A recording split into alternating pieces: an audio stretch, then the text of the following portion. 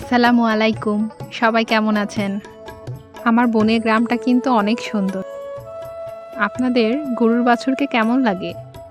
একদম কিউট বাচ্চা, তাই না? এটাকে তো আমার সাথে করে নিয়ে যেতে ইচ্ছে করছে। আমার ভিডিওগুলোতে আপনাদের যথেষ্ট ভালোবাসা ও সাপোর্ট পাচ্ছি। যারা আমার ভিডিও রেগুলার দেখেন তাদের সবাইকে অসংখ্য ধন্যবাদ। আমার বোন কিন্তু অনেক পরিশ্রমী। সে হাঁস, মুরগি, গরু সবই পালন করে। আজ সে আমাদের ঘরের পালন করা মুরগি রান্না করে খাইয়েছে।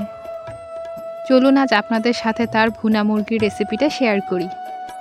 তো এখানে সে প্রথমে মুরগিটা কেটে পানি দিয়ে পরিষ্কার করে নিচ্ছে। চুলায় কড়াই বসিয়ে দিয়ে দেওয়া হলো সরিষার তেল, পেঁয়াজ কুচি, একটা দারুচিনি, 3টে এলাচ। পেঁয়াজগুলো লাল হয়ে গেলে এতে পানি দিতে হবে।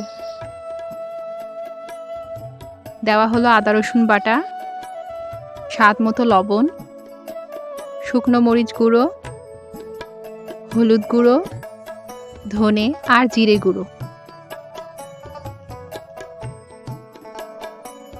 এবার দিয়ে দিল কেটে রাখা মাংসগুলো।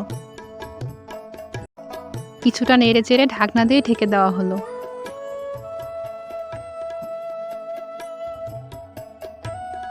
এদিকে আমার বোন শুটকি মাছগুলো রোদে নেড়ে দিচ্ছে। গ্রামের নারীরা কিন্তু বাড়িতে শুটকি বানিয়ে এভাবেই সারা বছর সংরক্ষণ করে। এবার ঢাকনা তুলে মাংসটা নেড়ে দেওয়া হচ্ছে।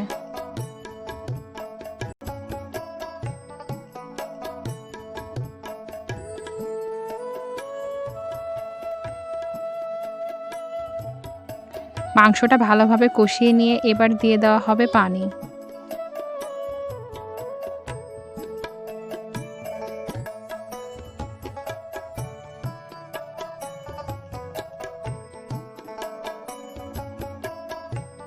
এটা যেহেতু দেশি মুরগি তাই আর কিছুটা পানি দিতে হবে। এবার ঢাকনা দিয়ে দেওয়া হলো। পানিটা প্রায় কমে এসেছে।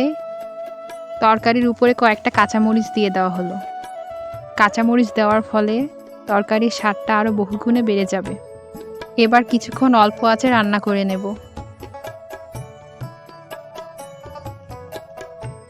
আমাদের রান্না কিন্তু কমপ্লিট।